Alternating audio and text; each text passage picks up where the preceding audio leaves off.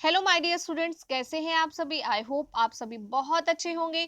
तो मैं हूं महिमा और मेरे साथ आज हम सॉल्व करेंगे सामाजिक विज्ञान अर्थशास्त्र का पार्ट 3 निर्धनता एक चुनौती। आज हम कार्यपत्रक 35 सॉल्व करने जा रहे हैं और कार्यपत्रक 35 में हम निर्धनता एक चुनौती का भाग 2 सॉल्व करने जा रहे हैं। इसका भाग 1 हम पिछले कार्यपत्रक में सॉल्व कर चुके हैं। आज की कार्यपत्रक हमारी 24 सितंबर 2020 के लिए है। सबसे पहले हम कॉन्सेप्ट को समझेंगे और उसके बाद इस पर आधारित दिए गए प्रश्नों के उत्तर लिखेंगे। तो जल्दी से सभी बच्चे हमारे चैनल को सब्सक्राइब कर लीजिए और हमसे जुड़े रहिए, हमारे साथ पढ़ते रहिए। तो चलिए शुरू करते हैं आज का कॉन्सेप्ट। हमारे देश में निर्धनता एक बड़ी चुनौती है, यानी कि भारत देश में निर्धनता जो है वो एक बहुत बड़ी चुनौती है। देश की लगभग 21% आबादी निर्धनता रेखा से नीचे जीवन यापन करती है, यानी भारत के लगभग 21% लोग ऐसे हैं जो गरीब हैं। निर्धनता से अनेक समस्याएं जुड़ी होती हैं, जैसे कि जो लोग गरीब होते हैं उनको कई समस्याओं का सामना करना पड़ता है, जैसे बेरोजगारी, निरक्षरता यानी शिक्षित ना होना, खराब स्वास्थ्य, कुपोषण, बाल श्रम यानी बच्चों से मजदूरी करवाना, असहायता, सामाजिक अपवर्जन, असुरक्षा आदि। तो इन सभी समस्याओं को झेलना पड़ता है उन सभी लोगों को जो निर्धन है। अब हम आगे बात करते हैं। अंतरराष्ट्रीय निर्धनता रेखा के अनुसार प्रति व्यक्ति 1.9 डॉलर प्रतिदिन से कम पर जीवन निर्वाह करने वाले व्यक्ति निर्धन माने जाते हैं। यानी कि अगर हम अंतरराष्ट्रीय लेवल पर माने कि कौन सा व्यक्ति गरीब होता है, तो अंतरराष्ट्रीय लेवल पर जो व्यक्ति एक दिन में 1.9 डॉलर से भी कम खर्च करता है वह गरीब माना जाता है। ठीक है। इसके अनुसार भारत अपने पड़ोसी देशों से भी पीछे है। तो इसके अनुसार अगर हम माने तो भारत जो है वो अपने पड़ोसी देशों के मुकाबले पीछे है। क्यों? इसका कारण है पाकिस्तान में 4%, बांग्लादेश में 15%, श्रीलंका और चीन में 1% से कम निर्धन लोग हैं। यानी कि पाकिस्तान में 4% लोग निर्धन हैं, बांग्लादेश में 15%, श्रीलंका और चीन में 1% से कम, और हमारे देश में कितने हैं? 21%। इसलिए भारत में निर्धन लोगों की संख्या अधिक है।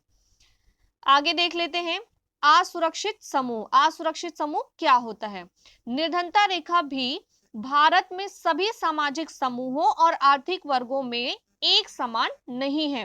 तो असुरक्षित समूह कौन सा होता है, ये हमने पिछली वीडियो में जाना था। असुरक्षित समूह वो होता है जो निर्धन होने के साथ साथ ऐसा समूह होता है जो समाज से पीछे रह जाता है और समाज की सुविधाओं को प्रयोग नहीं कर पाता है, तो खुद को असुरक्षित महसूस करता है। तो ऐसे जो असुरक्षित समूह होते हैं उनकी बात करते हैं हम। तो निर्धनता रेखा भी भारत में सभी सामाजिक समूह, भारत में कई तरह के सामाजिक समूह हैं, तो हर एक सामाजिक समूह में जो निर्धनता है वो अलग अलग है। तो निर्धनता रेखा भी भारत के सभी सामाजिक समूहों और आर्थिक वर्गों में एक समान नहीं है, यानी हर समाज में अलग है। अनुसूचित जाति यानी कि एससी, अनुसूचित जनजाति यानी कि एसटी, शेड्यूल्ड ट्राइब्स के परिवार, ग्रामीण भूमिहीन कृषि श्रमिक परिवार। तो गांव में रहने वाले ऐसे श्रमिक, ग्रामीण भूमिहीन कृषि श्रमिक परिवार यानी कि ऐसे परिवार जो गांव में रहते हैं पर उनके पास अपनी खुद की जमीन नहीं है और वो दूसरों की जमीन पर मजदूरी करते हैं, तो उन्हें कहा जाता है ग्रामीण भूमिहीन कृषि श्रमिक परिवार। और नगरीय अनियत मजदूर परिवार, यानी कि नगर मतलब होता है शहर, शहरी क्षेत्रों में रहने वाले ऐसे मजदूर जिनको रोजाना काम नहीं मिलता है, तो नगरीय अनियत मजदूर परिवार निर्धनता के प्रति सर्वाधिक असुरक्षित है। तो ये जो फैमिलीज होती हैं जिनकी हमने अभी बात की, ये सभी कैसे होते हैं? निर्धनता के प्रति सर्वाधिक असुरक्षित होते हैं, यानी कि ये खुद को सबसे ज्यादा असुरक्षित महसूस करते हैं। निर्धन परिवारों में भी कुछ लोग दूसरों से अधिक कठिनाइयों का सामना करते हैं, और इन परिवारों में भी कुछ ऐसे लोग होते हैं जो इनसे भी ज्यादा समस्याओं का सामना करते हैं। कौन होते हैं वो? जैसे महिलाएं, वृद्ध यानी कि बुजुर्ग, वृद्ध लोगों और बच्चियों को परिवार के उपलब्ध संसाधनों तक पहुंच से वंचित किया जाता है। तो ये जो लोग होते हैं जैसे महिलाएं, वृद्ध और बच्चियां, इनको परिवार में जो सुविधाएं, निर्धनों के परिवार में जो सुविधाएं होती हैं वो भी इनको नहीं प्राप्त होती है, महिलाओं को, वृद्ध को और बच्चियों को, छोटी छोटी बच्चियों को। इन्हें निर्धनों में भी निर्धन कहा जाता है, इसीलिए इन लोगों को निर्धनों में भी निर्धन यानी कि गरीबों में भी गरीब माना जाता है। तो उसका कारण क्या होता है, जैसे आपने देखा जो बहुत पुअर फैमिली होती है, उनकी पुअर फैमिली जो होती है वो खाना वाना ज्यादा अफोर्ड नहीं कर पाती है। तो ऐसे सिचुएशन में क्या होता है कि अगर उनके घर पे मिल्क आता है यानी दूध आता है या फ्रूट्स आते हैं, तो सबसे पहले वो किसको देते हैं, सबसे पहले वो परिवार के बेटों को देते हैं, और जो काम करने वाले लोग होते हैं, परिवार के जेंट्स होते हैं यानी कि आदमी होते हैं, उनको सबसे पहले दिया जाता है। महिलाओं को, औरतों को, और परिवार के जो बुजुर्ग सदस्य हैं या जो बच्चियां होती हैं छोटी छोटी, उनको ये चीजें बाद में दी जाती हैं, ये सुविधाएं बाद में दी जाती हैं। पहले पुरुषों को दिया जाता है और परिवार के लड़कों को दिया जाता है। तो इसलिए महिलाएं, वृद्ध और बच्चियां जो हैं वो इन सुविधाओं से भी वंचित रह जाते हैं। आगे देख लेते हैं निर्धनता के कारण। निर्धनता के क्या कारण है? ब्रिटिश औपनिवेशिक शासन द्वारा आर्थिक शोषण, यानी कि जब ब्रिटिश सरकार हमारे देश में आई थी, तो ब्रिटिश औपनिवेशिक शासन द्वारा, उस टाइम जब ब्रिटिश का शासन था, आर्थिक शोषण, भारत का कई तरीके से आर्थिक शोषण किया गया था। भारत में निर्धनता का ऐतिहासिक कारण है, वहां से भारत जो है वो निर्धन होना शुरू हो गया था। उससे पहले आपने सुना होगा कि भारत जो था वो कैसा था, सोने की चिड़िया था, और भारत बहुत संपन्न देश था। तो कई सारी कंट्रीज ने हमारे देश पर आकर कब्जा किया और हमारे देश का ऐसा आर्थिक शोषण किया कि उस शोषण के कारण जो है हमारा जो देश था उसने कई समस्याओं का सामना किया, और काफी हद तक निर्धनता का कारण भी यही शोषण बना। तो आगे देख लेते हैं, जिसमें पारंपरिक हस्तशिल्पकारी को नष्ट कर दिया गया। यानी हमारे देश में बहुत सारे शिल्पकार थे जो बहुत सारे काम हाथों से करते थे, पर उसको बिल्कुल नष्ट कर दिया गया। मशीनरी लेकर आ गए अंग्रेज, और उसके बाद मशीनरी का इस्तेमाल करना शुरू हो गया, तो हाथों के काम को बंद कर दिया गया और उद्योगों के विकास को हतोत्साहित किया गया। तो इस तरीके से भारत का आर्थिक शोषण हुआ। आगे बात करते हैं, विकास की धीमी दर 1980 के दशक तक जारी रही। यानी कि देश के आजाद होने के बाद भी हमारे देश का जो डेवलपमेंट प्रोसेस था, यानी विकास करने की जो प्रक्रिया थी, वो बहुत धीरे धीरे चल रही थी। हमारा देश डेवलप बहुत धीरे धीरे कर रहा था। 1980 तक तो बहुत धीरे धीरे कर रहा था, आजादी के बाद से लेके 1980 तक बहुत धीरे धीरे डेवलपमेंट हो रही थी, जिसके कारण जो हमारा डेवलपमेंट आज होना चाहिए था वो नहीं हो पाया। आय की वृद्धि दर गिरी। जब डेवलपमेंट धीरे धीरे होगा तो क्या होगा, इनकम का जो तरीका होगा, इनकम अर्न करने का और इनकम में डेवलपमेंट करने का तरीका होगा, वो क्या होगा, वो भी स्लो रहेगा। तो इसलिए आय की वृद्धि दर गिरी। पिछले कुछ दशकों में, दशक मतलब होता है 10 सालों का समूह, उसे दशक बोलते हैं। तो पिछले कुछ दशकों में, यानी कि पिछले कुछ दशकों में जनसंख्या में उच्च दर से वृद्धि हुई। यानी पिछले कुछ सालों में भारत में जनसंख्या जो है वो बहुत तेजी से बढ़ी। इन दोनों ने प्रति व्यक्ति आय की समृद्धि दर को बहुत कम कर दिया। अब क्या हुआ, जनसंख्या बहुत ज्यादा बढ़ गई और जो विकास था वो बहुत धीरे धीरे हो रहा था। इस कारण से भारत में जो प्रति व्यक्ति आय है वो कम हो गई। अब आप सोचेंगे प्रति व्यक्ति आय क्या होती है। परिवार में अगर 5 सदस्य हैं और कमाने वाला व्यक्ति एक है, ठीक है, और उस एक व्यक्ति की जो इनकम है वो 10,000 है। एक व्यक्ति की इनकम कितनी है, 10,000, और परिवार के बाकी सभी सदस्य लोग क्या है, उस पर निर्भर है क्योंकि कमाने वाला एक है। तो हम परिवार में इनकम कितनी आ रही है पूरे परिवार की, 10,000, सदस्य हैं 5, तो 5 से उसको डिवाइड करोगे 10,000 को, तो आ गया 2,000। यानी एक पर्सन की इनकम, एक परिवार के एक इंसान की इनकम कितनी हो गई, 2,000, क्योंकि सबको उन्हीं पैसों में खर्चा करना है। तो 2,000 इनकम हो गई, तो पर मंथ की पर हेड इनकम जो है वो 2,000 आ गई। तो इस तरीके से प्रति व्यक्ति आय, उसे बोलते हैं प्रति व्यक्ति आय, यानी एक इंसान की इनकम। तो प्रति व्यक्ति आय जो है वो भारत की कम हो गई, और रोजगार के अवसरों में पर्याप्त वृद्धि नहीं हुई। यानी कि रोजगार के जो अवसर प्राप्त होते हैं वो नहीं हो रहे थे। आर्थिक प्रगति को बढ़ावा और जनसंख्या नियंत्रण में असफलता के कारण निर्धनता का चक्र बना रहा। तो यानी कि हमारे देश में जो डेवलपमेंट थी वो बहुत धीरे धीरे होती रही, जनसंख्या बहुत तेजी से बढ़ती रही, और जनसंख्या को कंट्रोल करने के बहुत सारे रूल्स बनाए गए, वो सारे क्या हो गए, फेल हो गए, असफल रहे, जिसके कारण जो गरीबी थी वो हमारे देश में बढ़ती चली गई। भूमि और अन्य संसाधनों के असमान वितरण के कारण आय की असमानता बढ़ी। यानी भूमि और अन्य संसाधन, भूमि यानी जमीन, और अन्य संसाधन जो बाकी सुविधाएं हैं के असमान वितरण, उनका जो वितरण है हमारे देश में वो कैसा था, असमान। वितरण का मतलब किसी के पास बहुत सारी जमीन है और किसी के पास बिल्कुल जमीन ही नहीं है, ठीक है, तो उसे बोलते हैं असमान वितरण। तो भूमि और अन्य संसाधनों के असमान वितरण के कारण आय की असमानता बढ़ी, यानी इनकम में जो डिफरेंस आता है ना गरीबों और अमीरों में, वो भी क्या हो गया, बहुत ज्यादा बढ़ गया। यानी कि जिसकी इनकम बहुत कम है और जिनकी इनकम बहुत ज्यादा है, उनके बीच का जो डिफरेंस है वो बहुत ज्यादा हो जाता है। आपने देखा ना, किसी किसी की इनकम तो पूरे महीने की सिर्फ 5,000 है और किसी किसी की इनकम पूरे महीने की 5 लाख है, तो 5,000 और 5 लाख में बहुत ज्यादा अंतर हो गया ना, तो उसे बोलते हैं असमान, ठीक है। तो ये है असमान वितरण। भारत में लोग सामाजिक दायित्वों और आर्थिक अनुष्ठानों के आयोजन में बहुत पैसा खर्च करते हैं। यानी कि भारत में सामाजिक दायित्व मतलब बहुत सारे, जैसे शादी ब्याह पूजा पाठ जो होते हैं, इन सारी चीजों में बहुत ज्यादा पैसा खर्च करते हैं। हमारे देश में अधिकांश आबादी, यानी कि भारत में ज्यादातर जो आबादी है, ज्यादातर जो लोग हैं, वो कृषि या उससे जुड़े कार्यों में लगे हैं। या तो वो किसान हैं, ये किसानों से रिलेटेड ही कोई ना कोई काम करते हैं, यानी बाग बागानी करना, फूल उगाना, फल उगाना, तो ऐसी चीजों से भारत में अधिकतर लोग जुड़े हुए हैं। किंतु कृषि में जोतों का आकार बहुत छोटा है, यानी कि जमीनें जो होती हैं किसानों के पास अपनी, वो बहुत थोड़ी थोड़ी होती हैं और पुराने तरीकों से जीवन यापन करने के लिए कृषि की जाती है। और जो कृषि करने का तरीका है वो पारंपरिक है, यानी कि पुराने तरीकों से खेती आज भी बहुत जगहों पे की जाती है। कृषि कार्य के लिए पूंजी का अभाव रहता है, यानी किसानों को अपनी खेती करने के लिए पैसों की आवश्यकता होती है पर उनके पास पैसे नहीं होते, तो धन का अभाव रहता है। छोटे किसानों को बीज, उर्वरक मतलब होता है खाद, कीटनाशकों जैसे कृषि आगतों की खरीदारी के लिए धनराशि की जरूरत होती है। यानी हर साल जो किसान होते हैं उनको अपनी फसल को उगाने के लिए नया बीज और कीटनाशक दवाइयां और खाद खरीदने के लिए पैसों की आवश्यकता होती है, यानी धनराशि की आवश्यकता होती है। निर्धन व्यक्ति कठिनाई से ही कोई बचत कर पाते हैं। जो निर्धन व्यक्ति होते हैं वो बचत नहीं कर पाते, यानी कि जितना पैसा वो अपनी खेती में लगाते हैं उनको वापस उतना भी नहीं मिल पाता, इसलिए वो बिल्कुल भी बचत नहीं कर पाते हैं, तो उनके पास कोई पैसा बचता नहीं अगली फसल उगाने के लिए, तो वे इन कार्यों के लिए कर्ज लेते हैं। तो उनको क्या करना पड़ता है, अपनी फसल को उगाने के लिए कर्ज लेना पड़ता है, ठीक है, उनको बैंकों से और बाकी जगहों से कर्ज लेना पड़ता है।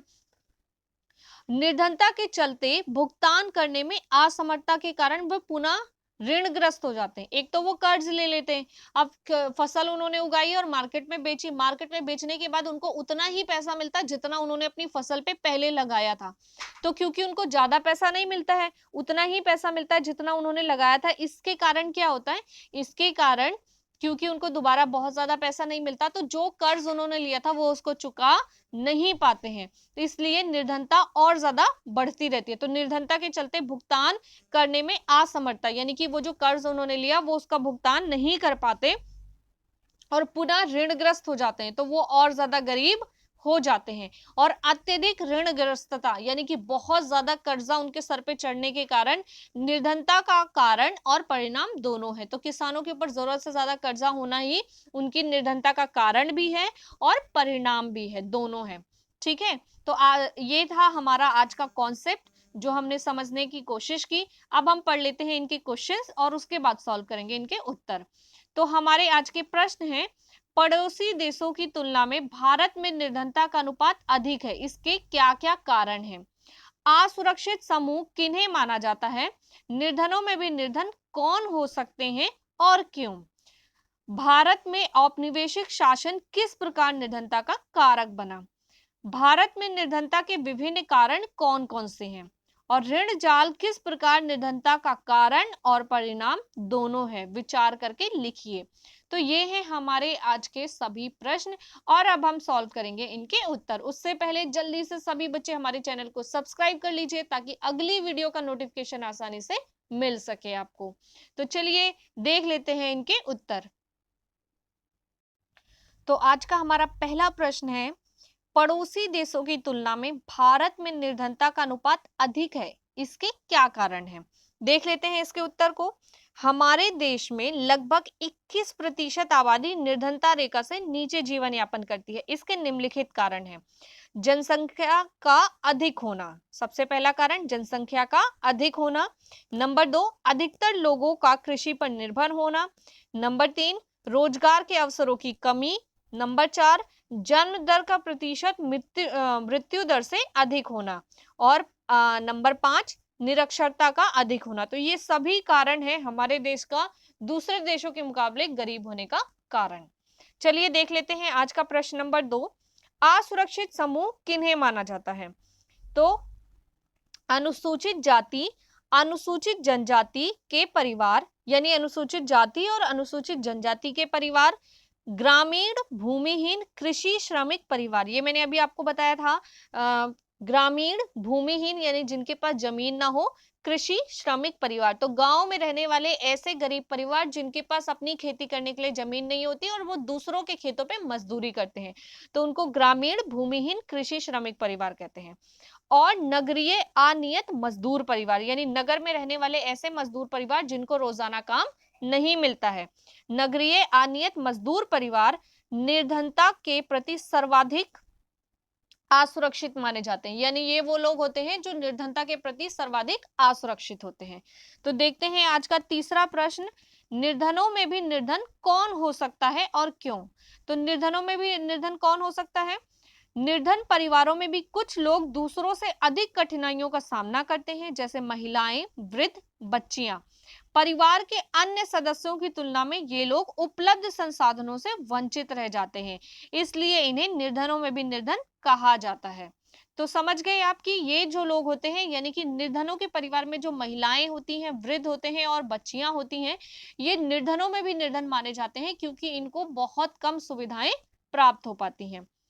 तो देखते हैं आज का चौथा प्रश्न, भारत में औपनिवेशिक शासन किस प्रकार निर्धनता का कारक बना? तो ब्रिटिश औपनिवेशिक शासन द्वारा आर्थिक शोषण भारत में निर्धनता का ऐतिहासिक कारण बना। या ऐतिहासिक कारण यानी कि भारत में जो निर्धनता का एक बहुत बड़ा कारण है, वो कौन सा कारण है? यानी कि ब्रिटिश सरकार द्वारा जो आर्थिक शोषण हुआ वो। इसमें जिसमें पारंपरिक हस्तशिल्पकारी को नष्ट कर दिया गया और उद्योगों के विकास को हतोत्साहित किया गया था। यानी कि पहले हमारे देश में जो मजदूर थे वो सारे काम हाथों से करते थे और उसके बाद उसको बंद करके सारे काम मशीनों से करवाना शुरू किया गया, जिससे निर्धनता जो है वो बहुत ज्यादा बढ़ गई।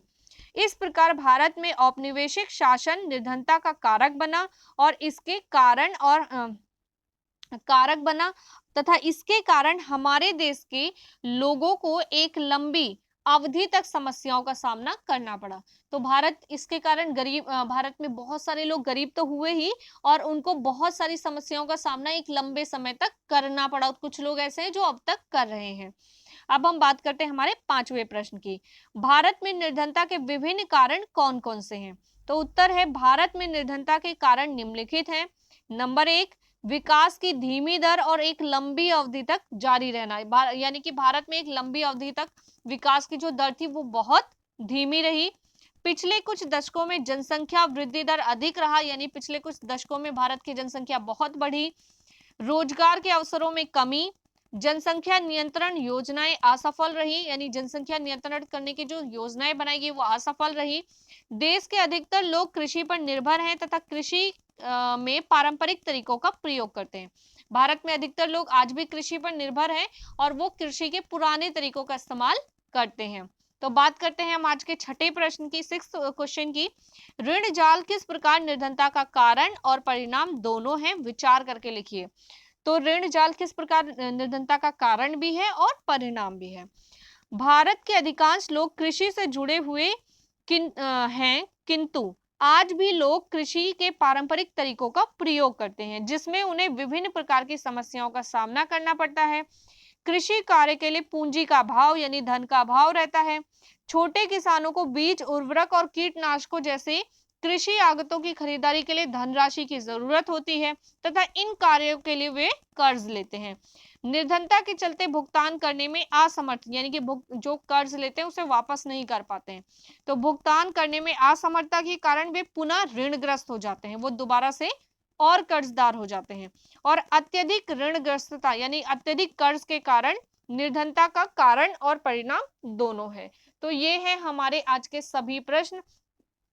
सभी बच्चे जल्दी से वीडियो को लाइक कर दीजिए, शेयर कर दीजिए अपने दोस्तों के साथ और चैनल को सब्सक्राइब कर लीजिए ताकि अगली वीडियो का नोटिफिकेशन आपको मिलता रहे और आप हमसे जुड़े रहें, हमारे साथ पढ़ते रहें और हम आपको इसी प्रकार पढ़ाते रहें। तो मैं हूं महिमा और आपसे लेती हूं विदा, फिर मिलूंगी अगली वीडियो में। तब तक आप स्वस्थ रहिए, मस्त रहिए और अपना ध्यान रखिए।